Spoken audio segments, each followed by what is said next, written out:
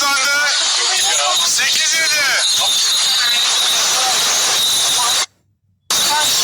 Bir şey söyleyebilir miyim? Taktik ediyorlar. Hakan oradan yaptığı zaman ona göre yönlendiriyor.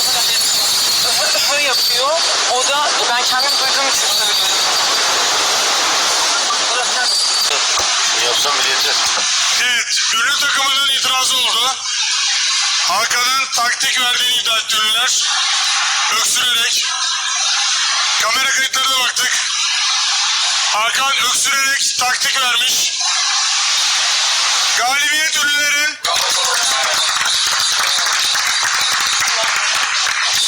Hakan oyundan ihraç. Oyunda oynamayacaksın. Bu oyunda oynamıyorsun. Ünlüler 9. Gönüller 6. Ne yapmış peki abi? Öksürüyorsun taktik. Ay ne yapmış peki? Bir şey yapsın Sen ya. öksürünce saldırma.